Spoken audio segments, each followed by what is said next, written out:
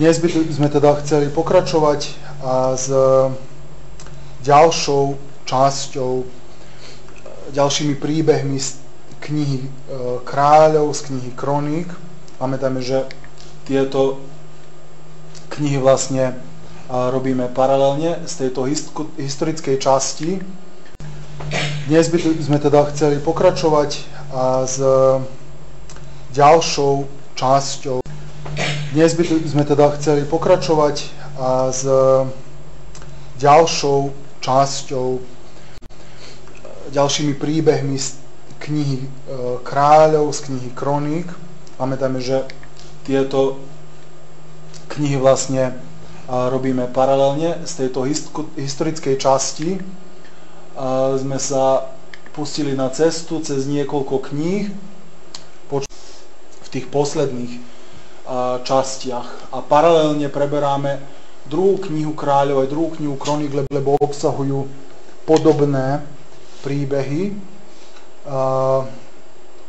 Takže máme toto pred sebou ako ďalšiu dôležitú časť z toho, čo nám slovo Božie chce povedať. Ako sme to už videli, že tu je veľmi veľa tých mien, že tu je veľmi veľa tých mien, ktoré sa nám objavujú. Aj králi, aj proroci, niektoré mená sú isté. Máme aj proroka, aj kráľa s istým menom. Máme dokonca aj kráľov,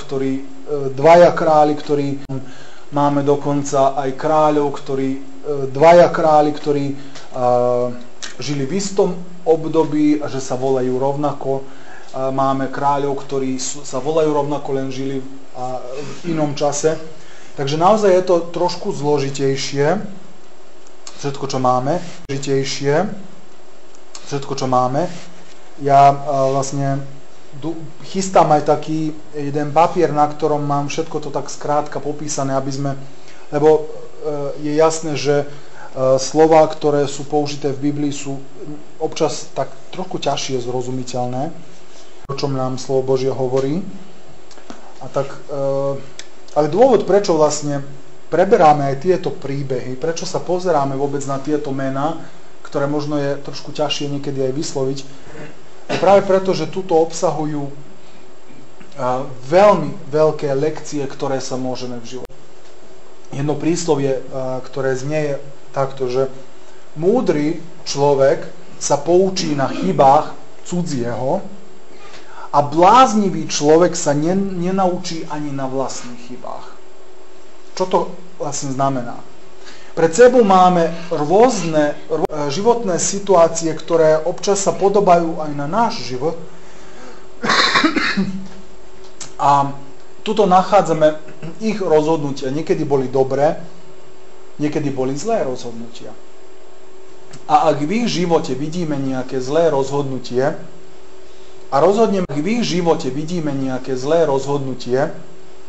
a rozhodneme sa podobne, tak nemôžeme očakávať, že budeme mať inakšie výsledky.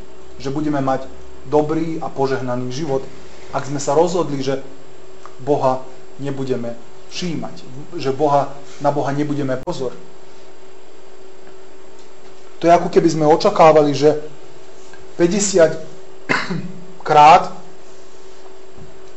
sadíme s jedným istým zrnom, sadíme, či už to je žito alebo kukurica, a potom prekvapený z toho, že z toho istého semeňa nevyriaslo, povedzme, slnečník. A vieme, že to seme, ktoré sme už toľkokrát použili predtým, je seme, ktoré je za kukuricu. A tak vlastne aj v našom duchovnom živote stále sa vrácať na tie isté veci je rovnako nemúdre očakávanie.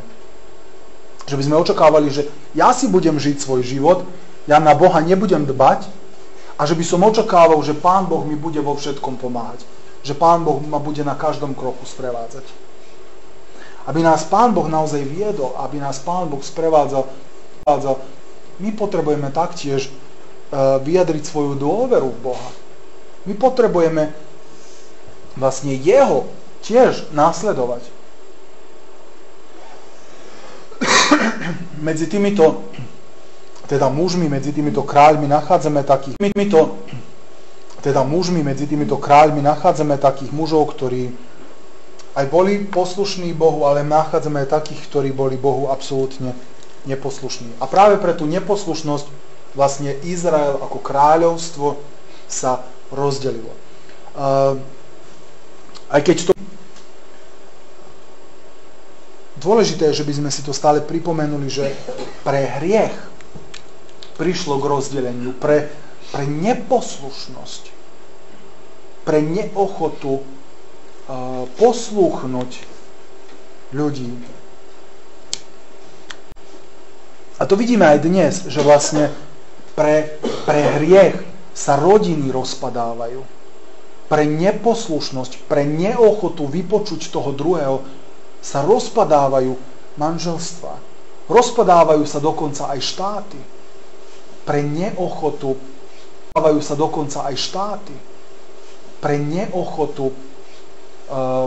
vypočuť si toho druhého. Pre hriech, ktorý je prítomný v našom živote. A preto sú dôležité tieto príbehy za nás, aby sme možno nemusíme, ale aby sme našli jeden príbeh, ktorý k nám prehovorí, aspoň jeden príbeh z týchto, ktorý nám prehovorí do svedomia a že by sme si povedali, ja sa nachádzam tento človek, ale na jeho príklade som sa naučil, aby som neurobil chybu. Na jeho príklade som sa poučil, ako aby som zostal Bohu verný.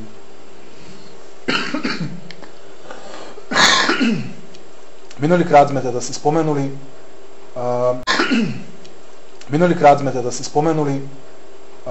videli sme túto tabuľku, je to dom Achábov, kde sme videli, že vlastne Acháb ako kráľ a jeho manželka Jezabel mali zrazu podiel a boli to naozaj skazení kráľ aj kráľovná. Zrazu vlastne z ich potomkov vládli aj v Izraeli, aj v Judsku. Lebo Atalia bola ich dcéra a Atalia sa stala kráľovnou judského kráľa. A ona, ako sme to minulýkrát o tom si povedali, že ona bola kráľovná nie za príklad. Dala si zabiť všetkých svojich synov a vnukov až na jedného, Joáša, ktorý jediný zostal živý.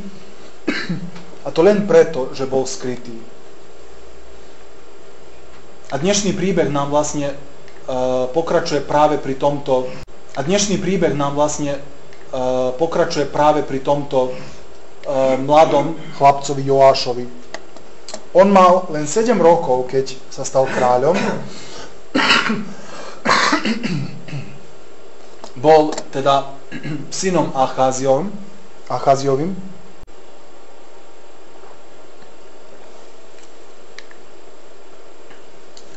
Atalia vládla na nemilosrdný spôsob v Jeruzaleme a preto pod vedením veľkňaza Jojadu sa celý národ zbúril proti nej a stal tým novým kráľom. A čítame, že on až 40 rokov vládol a kýmkoľvek bol pod vplyvom kňaza Jojadu, tak uctieval Hospodina, poslúchal Hospodina a činil všetko to, že uctievali Hospodina.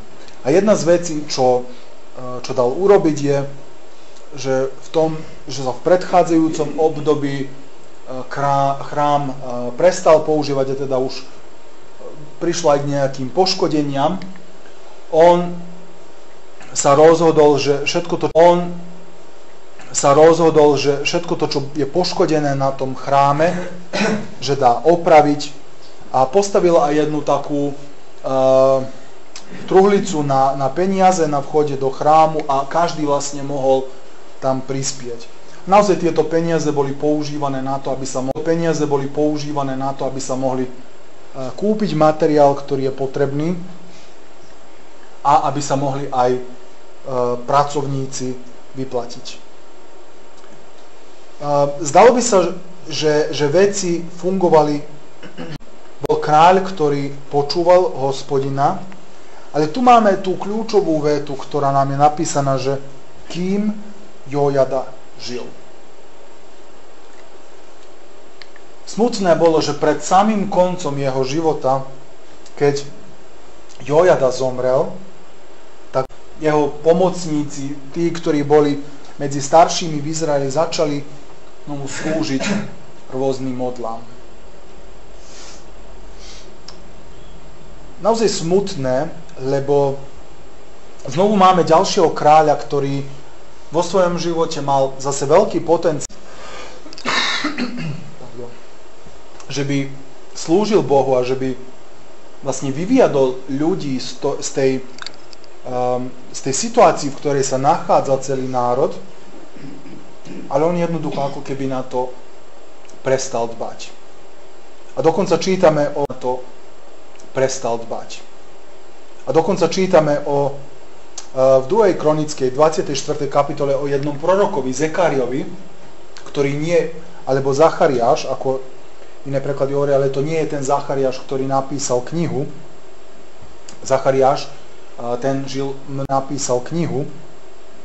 Zachariáš, ten žil mnoho storočí neskôr. Tento prorok Zekaria vlastne sa postavil pred kráľa, čo samozrejme bolo nebezpečné aj pred všetkých ich dvoranov a povedal im, prečo prestupujete Hospodinovo prikázanie. Nebude sa vám dariť, lebo ste opustili Hospodina a on opustí vás. Hospodin cez tohto proroka Zekariu oslovil kráľa Joa, že by sa vo svojom živote rozpamätal z tých vecí, ktoré činil. A čo myslíte, čo urobil kráľ? On spolu so všetkým tým, ktorí boli prítomní vtedy, keď tieto slova on vypovedal, ho ukameňovali. Ale čítame ešte, že tým posledným svojim dýchom vyslovil nad nimi prekliatie, že jednoducho pre toto, čo urobil vlastne, ako keby tieto kamene, ktoré hodil na ňo, ako keby kamene hádzal priamo na Boha. To je jasne, že keď nás slovo Božie stretne, tak veľmi často je ono dosť boľavé. Lebo nikto z nás nechceme počuť, že sme hriešni. Nikto z nás nechceme počuť o tom, že niečo nie je v poriadku. Nikto z nás nechceme počuť o tom, že niečo nie je v poriadku v našom živote, že potrebujeme sa polepšiť. Pretože sme presvedčení v každej chvíli, že s nami je všetko v poriadku. Že sme najlepšia verzia nás, aká postojí. Verzia nás, aká postojí. Ale potom sa možno pozrieme na človeka, ktorého vidíme niekde, kde leží v garáde, a potom sa pýtame, je aj tento človek najlepšia verzia, aká môže postojať? Nie, mohol by byť lepší. Každý z nás by sme s tým súhlasili. Ale o koľko lepší? Aké je merítko? Som ja merítko, že keď sa... Ale podľa čoho je moje merítko? Podľa čoho ja viem, že ja som dobrý, že ja som spravodlivý? Či je to možno... nájdeme si niekoho, za koho všetci v dedine povedia, že je dobrý človek, že je svätý človek, že je zbožný človek. Ale to nie je to, čo nám slovo Božie hovorí, že by sme sa jeden s druhým porovnávali, ale existuje len jedna osoba, s kým sa môžeme porovnať, s kým každý jeden človek sa musíme porovnať, a to je Pán Ježiš Kristus. Nie jedni s druhými, Kristus. Nie jedni s druhými, lebo tam potom vždycky budeme si hovoriť, dobre, ja som lepší od polovici ľudí v tejto dedine, ja som dosť dobrý ešte na tom. Na ten spôsob diabol chce, aby sme sa porovnávali. Veď ja som nikoho nezabil. Ja som lepší od toľko tisíc ľudí v tejto krajine. Ja som neukradol. Veď ja som lepší od toľko tisíc tých, ktorí sú vo väzeniach, ktorí niečo ukradli. Veď ja som neurobil to alebo to. Ja som lepší ako môj sused. Nie. My sa máme porovnávať s Pánom Ježišom Kristom. A čo je to, čo nám slovo Božie hovorí o Ježišovi? Hovorí, že vo všetkom bol, ani raz nezhrešil. Tak tu už máme problém. Pretože my nie, že sme raz, dva raz, tri raz zhrešili, ale minimálne, koľko máme dní nášho života, tak minimálne krát jeden. V prípade neexistuje niečo také, že lepší som ako niektorí ľudia tu v Kovačici, lepší som ako môj sused. Vtedy môžeme len alebo prijať túto pravdu a si uvedomiť, že sme hriešni a že potrebujeme Pána Ježiša, ktorý nás jediný môže vyslobodiť z hriechu. Alebo budeme si aj ďalej žiť v tom klamstve, že lepší som ako ostatní ľudia. Lepší som ako niektorí ľudia, alebo lepší som ako napočítame od koho druhého. Ak začneme seba porovnávať na tento spôsob, ak začneme seba vnímať ako dobrých ľudí, tak počase zabudneme na to, kto je Pán Ježiš a prečo. Tak počase zabudneme na to, kto je Pán Ježiš a prečo on prišiel na túto zem. Lebo si povieme v jednej chvíli, ja som dosť dobrý na to, aby som sám sebe pomohol. Aby som sám seba zachránil. Ale to je omyl. To je omyl.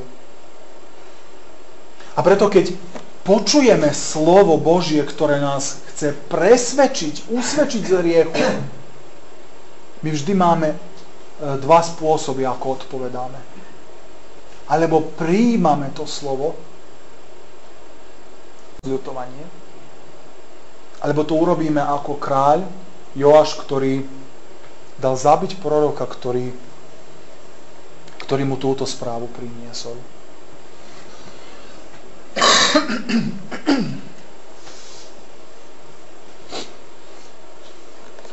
Učitelia zlej správy boli zabití. Králi, ktorí stratili trpezlivosť vtedy, keď im priniesli zlú správu o prehre na boisku. Možno aj my sme sa niekedy našli v podobnej situácii, kde nám niekto chcel poukázať na hriech v našom živote a my sme ho poslali preč na nepekný spôsob.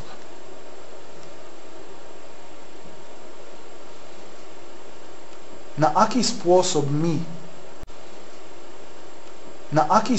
my prijímame slovo Božie? Pred niekoľkými týždňami sme rozprávali o štvorakej pôde, kde sme mohli vidieť o tom, že sám Pán Ježiš hovorí, že nie na rovnaký spôsob prijímame Božie slovo. Sú tí, ktorí hneď prijímajú slovo Božie, také, aké je, a dovoľujú, že by pracovalo v ich živote, že by prinieslo tú úrodu, ktorá je k požehnaniu. A na druhej strane sú takí, ktorí až že absolútne odmietajú slovo Božie vo svojom srdci. To je otázka pre každého jedného z nás, kde sa ja nachádzam, kde sa ty nachádzaš. Je moje srdce mäkké, ako preoraná pôda, ktorá je mäkké, ako preoraná pôda, ktorá je pripravená, aby bolo seme zasiato? Alebo je moje srdce ako zamrznutá pôda, o ktorú sa aj každý pluh zlomil.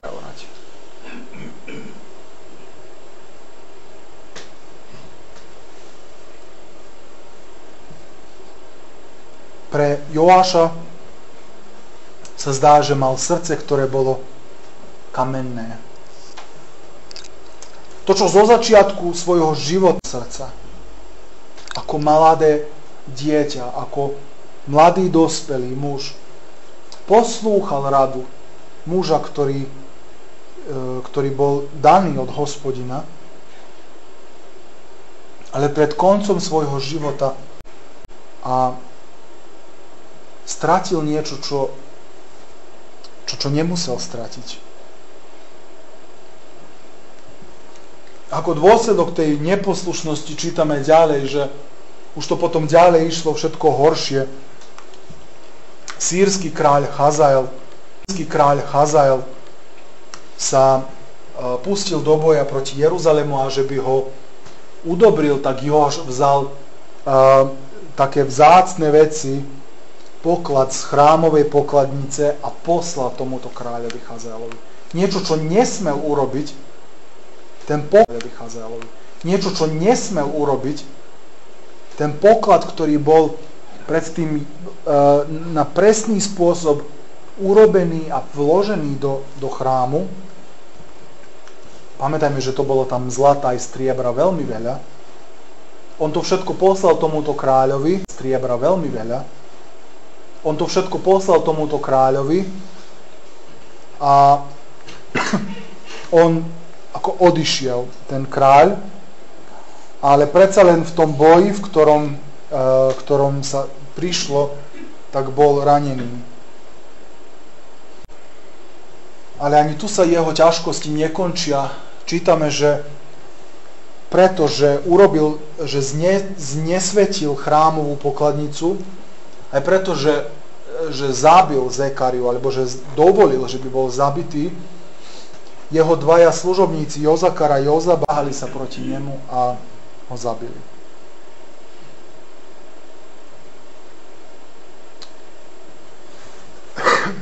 Vtedy, keď odmietame Božie slovo v našom srdci, možno nie ľudia nás zabíja, ale hriech je ten, ktorý nás zabíja.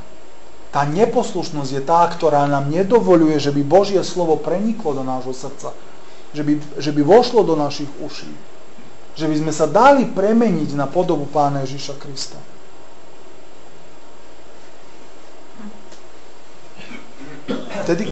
Vtedy, keď presekneme túto cestu posvetenia v našom živote, vlastne môžeme to prirovnať k takému človekovi, ktorý sedí na halúze, na strome a chce odrezať tú halúz.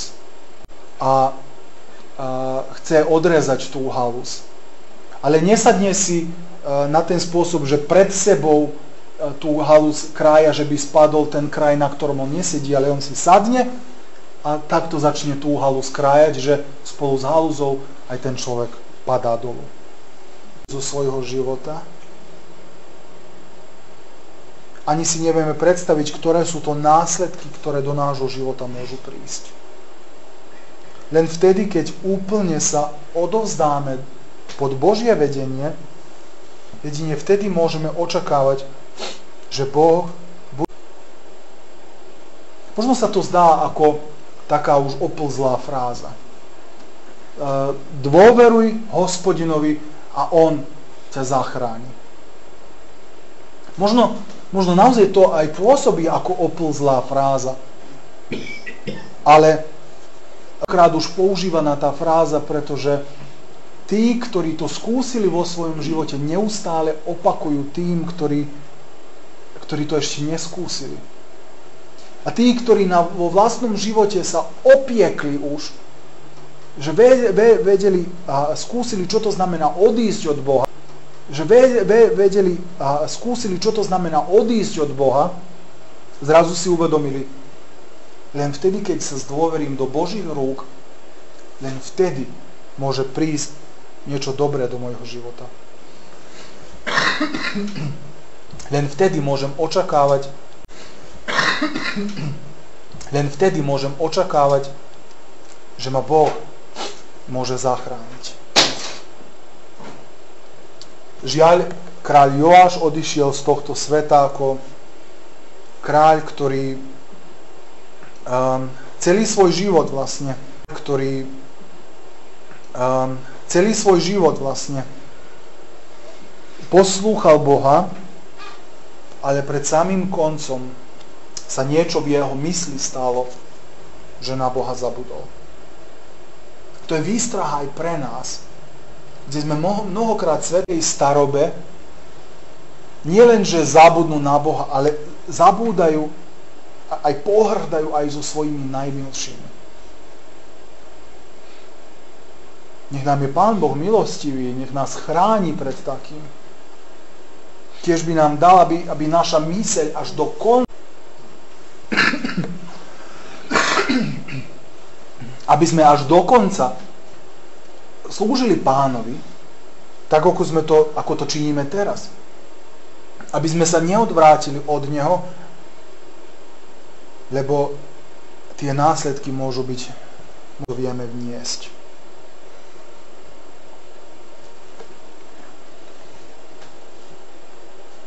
Keď kráľ Joáš zomrel, po ňom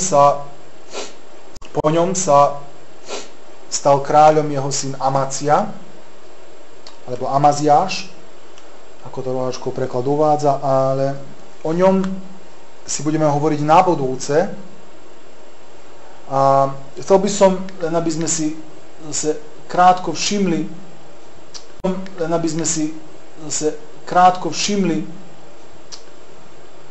minulýkrát sme si spomenuli v Izraeli, v severnom kráľovstve, muža menom Jehu, ktorému Boh dal právo, aby vykonal trest nad celou rodinou Achabovou a že by sa on stal kráľom nad Izraelom. Toto bol ďalší muž, ktorý, ako sme mohli vidieť, že Pán Boh mu dal kráľovstvo do ruky. Pán Boh mu dal možnosť, aby sa stal veľkým kráľom a že by ho požehnal veľmi a že by rozšíril jeho kráľovstvo. Len zo začiatku Jehu prívidne nasledoval Boha, ale veľmi rýchlo a nad ním bolo taktiež vyslovené proroctvo o tom, že preto, že sa nepridržal Boha, ale že sa pridržal toho hriechu, ktorý bol rozmnožený v Izraeli a budú jeho potomkovia vládnuť v Izraeli. A tak sa vlastne aj stalo, že toto boli jeho potomkovia, ktorí v Izraeli vládli. Najprv jeho syn Joáchaz, potom ďalší syn Joáchazov Joáš, takže tu je ďalší kráľ Joáš, potom ďalší jeho syn Járobeám, aj na konci kráľ Zekaria. Na jednej strane toto bolo obdobie, o ktorom veľmi málo zistujeme z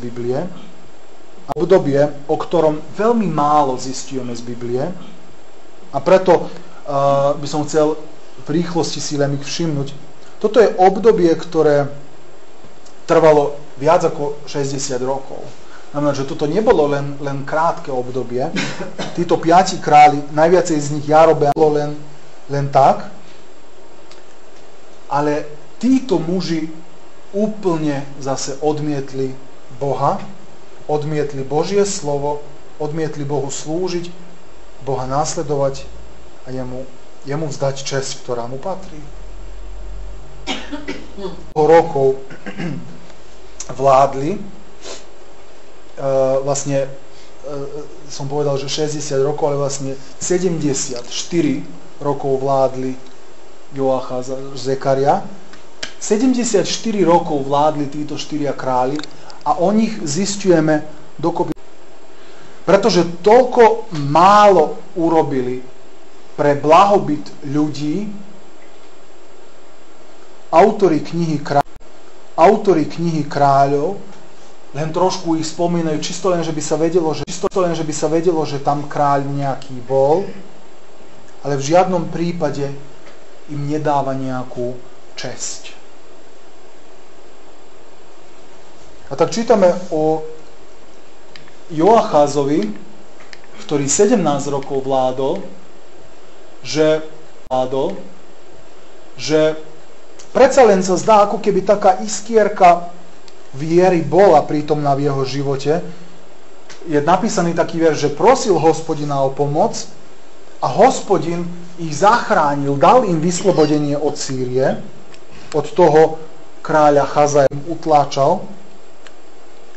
Ale keď prišla záchrana, tak namiesto toho, že by Bohu vzdali vďaku a česť, oni jednoducho sa vrátili späť k Bálom, k Ašerám a tak ďalej. Predstavme si takú situáciu, že máme nejakého známeho, ktorý je v núdzi. A veľmi príde za nami a veľmi nás prosí o to, že by sme mu pomohli.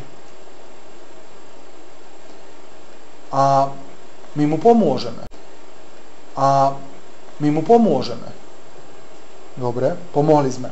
Prejde nejaká doba a znovu ten človek sa nájde presne v istej situácii, v takej istej núdzi a znovu príde za nami a prosí nás o pomoc.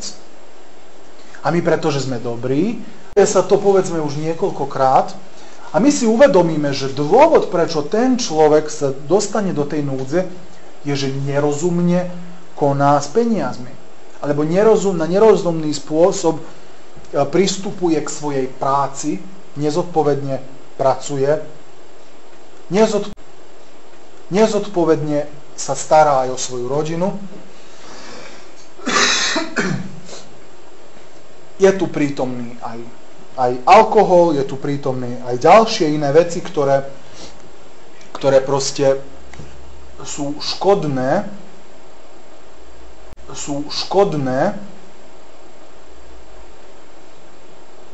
A teraz my znovu prídeme k tomu človekovi a povieme mu, dobre, neuvedomuješ si, v čom je asi problém v tvojom živote? Áno, problém je, že všetci ľudia sa proti na robotu, ale ma nikto nechce zamestnať a potom, keď aj začnem robiť, nájdu stále niečo na mne zlé a ma prepustia z roboty a stále to je niečo potom ťažko je potom, za každým je ťažšie aj ťažšie.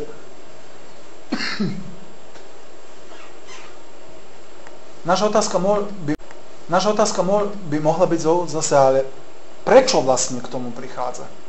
Nie je možno preto, že ty sa nezodpovedne správaš na robote, že sa nezodpovedne správaš voči svojim zamestnávateľom, že si nectíš svoju rodinu, že piješ pri svoju rodinu, že piješ príliš veľa alkoholu. Nie, toto nie je možné. Všetci sú proti mne. Nikto nevie, ako je mne ťažko. V tomto období Ozeáš prorokoval počas kráľa Joacháza aj počas ďalej Joáša aj Jarobeáma. A znovu sa opakovala tá istá situácia s Izraelom, kde prorokov kráľom. To je neuveriteľne, koľko veľa kráľov v tom severnom Izraeli počúvalo priamo Božie slovo od rôznych prorokov. Viacej ako na juhu. A ani raz priklonilo.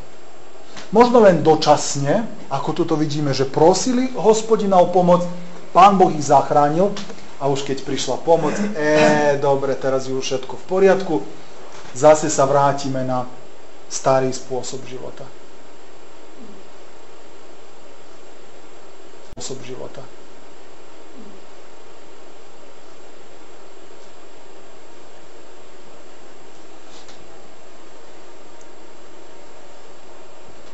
Ten príklad, ktorý som vzal o takom našom známom, ktorý na taký nezodpovedný spôsob pristupuje k životu aj k veciam, je častokrát prípad, ako my pred Bohom vypadáme. Nezodpovedný za veci, ktoré nám On dal. Nezodpovedný za veci, ktoré nám On dal. Je v slove Božom výzva, aby sme múdro šafárili s vecmi, ktoré nám boli zverené. Ale my to nerobíme. Stále máme výhovorky, že stále niekto iný je. A kde sa vlastne začalo táto praxa obviňovania niekoho iného? Už v Edenskej záhrade, keď sa Adama Boh pýtal, prečo si jedol z toho stromu poznania dobra a zla? Tá žena, ktorú si mi ty dal, ona mi dala. A žena taktiež mala rýchlu odpoveď. Had ma oklamal, tak som jedla.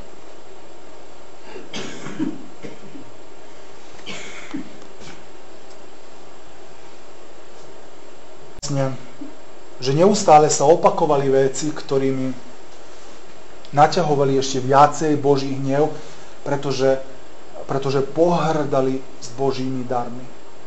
Pretože pohrdali s tým, čo Pán Boh pre nich učinil. Tak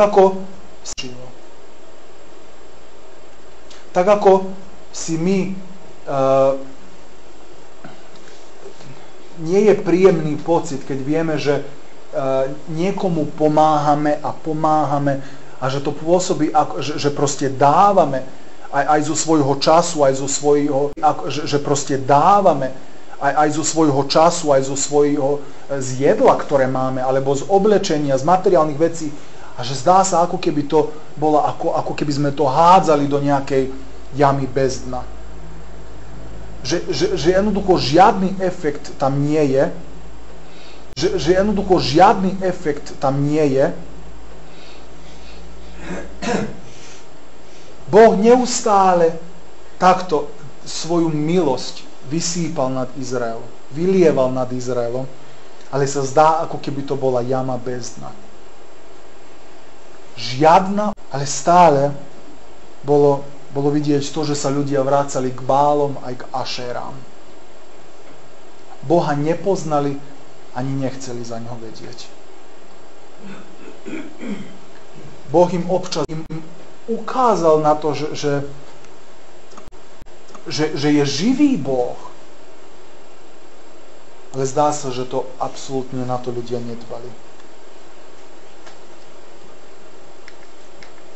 O tom čítame aj ďalší ten kráľ Joáš, kde je jasne napísané, že vôbec sa nevzdal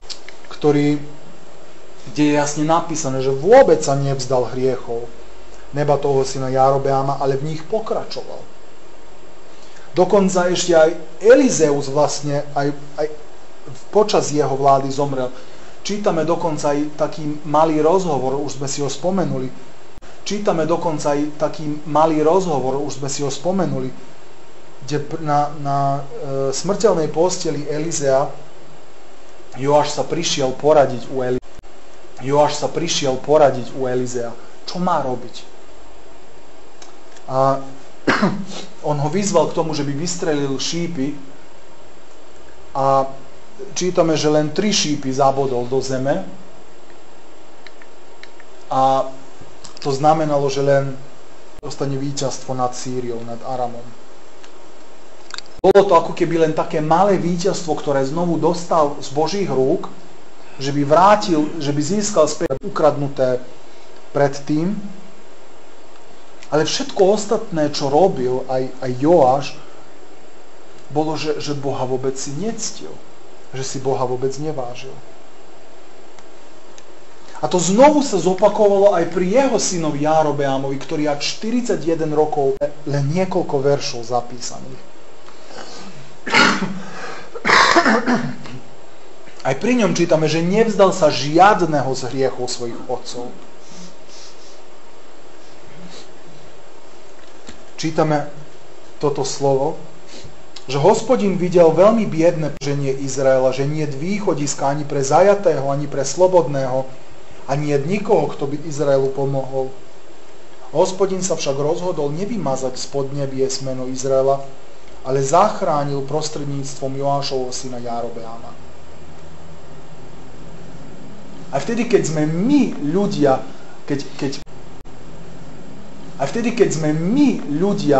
keď prkosíme Bohu, keď sa vspierame Bohu, keď nechceme s Bohom mať nič, on je predsa len milostivý. A vďaka mu za to, že on, aj vtedy, keď sme my neposlušní mnohokrát, a tu máme takú mapu, že to, že on ako zachránil vlastne, že celé toto územie, že navrátil späť, znamená, že takmer zdvojnásobnil teritóriu Izraela.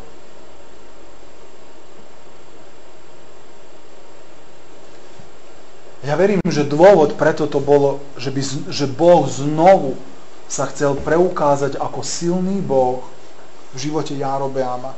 A chcel poukázať aj cez ústa niektorých z prorokov, chcel im ukázať, tu som ja, živý Boh, na mňa ukázať, tu som ja, živý Boh, na mňa sa spoliehajte, nespoliehajte sa na Bál alebo na akékoľvek iné falošné božstva.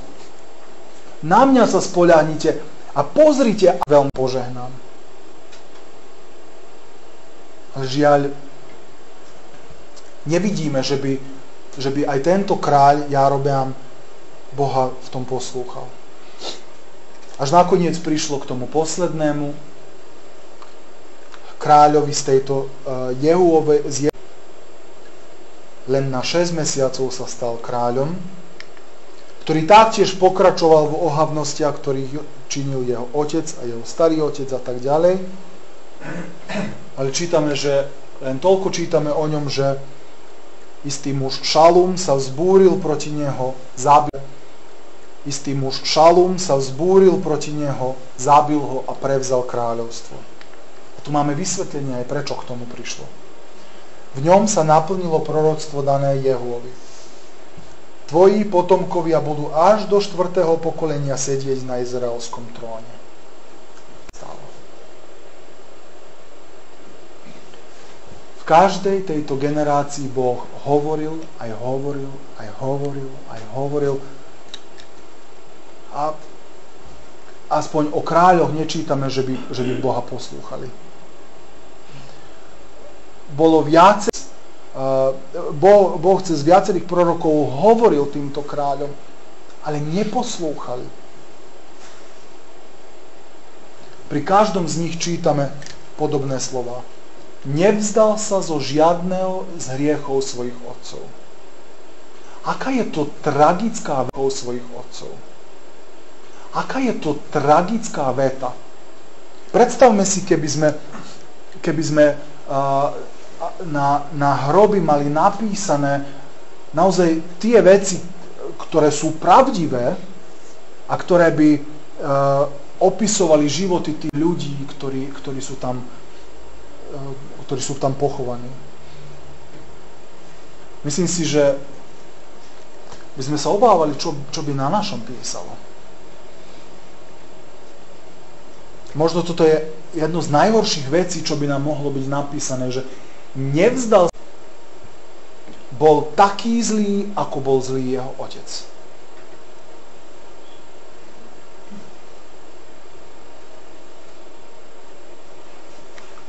$3000 rokov prešlo od života týchto mužov. A toto svedectvo o nich ešte stále odznieva. Tak ďaleko od Boha, ako sa len dalo. Tak málo dbali za Božie slovo, ako za málo čo. Čo je to, čo by sme chceli, aby sa o nás rozprávalo? Že by stálo niečo takéto podobné? Nech nás Pán Boh pred tým chráni.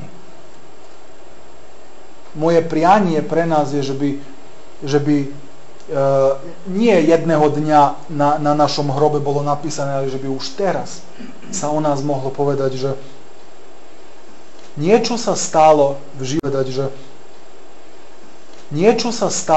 v živote tej osoby, ja ju neprepoznávam. Odako začala chodiť s Ježišom, odako začala veriť Ježišovi, jej život sa zmenil. Mnohí ľudia tú zmenu budú chcieť prijať a budú možno túžiť viacej času s nami tráviť. Že by videli, v čom je to tajomstvo, ale žiaľ, tak ako to kráľa Joáša tá pravda bolela, že nechcel počúvať a dal dokonca zabiť proroka, ktorý pravdu povedal, tak aj mnohí ľudia nás nebudú chcieť vôbec si všímať. Ale to neznamená, že by sme mali prestať. Pána nasledovať, ale práve naopak. Malo by nám dať to ešte viacej síly a odvahy ísť dopredu a hľadať cestu, ktorou by sme sa poddať pod Ježišovu mocnú ruku. Že by sme sa nepodobali na tento svet, ale že by sme sa podobali na Pána Ježiša Krista.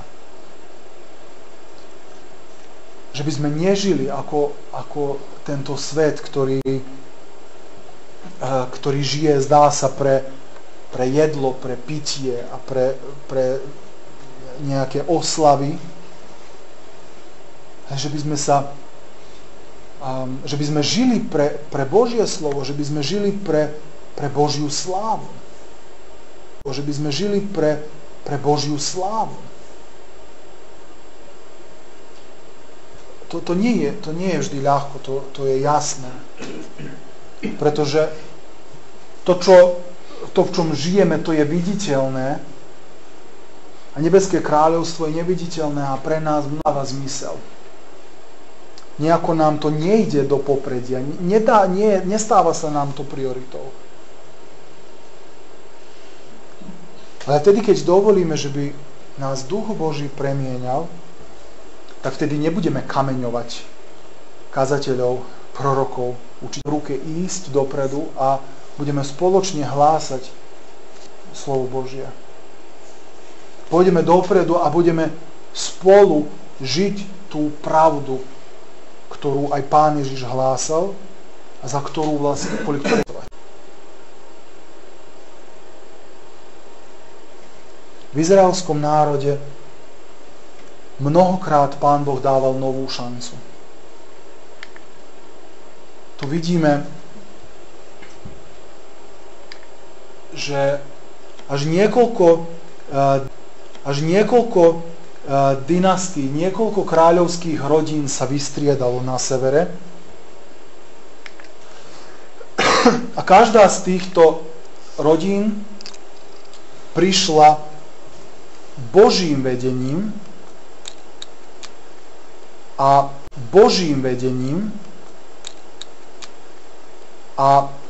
bolo im daná možnosť, že by s tým hriechom, ktorý dovtedy platil, že by bol odstránený a bolo im zasľúbené, že Pán Boh ich požehná. Koľko z tých rodín to urobilo? Ani jedna. Každá znamená, že tu máme 5 dynastií, 5 rodín kráľovských, ktoré vládli v Izraeli doteraz. Bude ich ešte niekoľko. Tieto dynastie vlastne prišli krvou a mečom na vlast, v tom, že všetci predchádzajúci kráľ a všetci jeho potomkovia boli zabití. Bola im daná možnosť, že by odznova začali svoj život. Túto možnosť.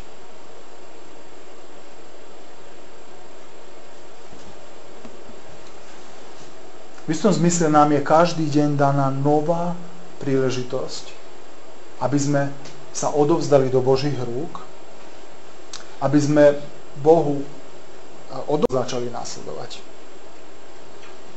Dnes je ten deň, hovorí slovo Božie, dnes je ten deň spásenia. Dnes je ten deň, v ktorom nás slovo Božie vyzýva, že by sme nezatvrdzovali svoje srdce, ale že by sme otvorili svoje srdce pre Pána. Dnes je ten deň, ktorý nám Pán dal, v ktorom sa môžeme radovať z toho, že nás Boh stvoril a že nám dal život, v ktorom sme pozvaní, aby sme ho oslavovali.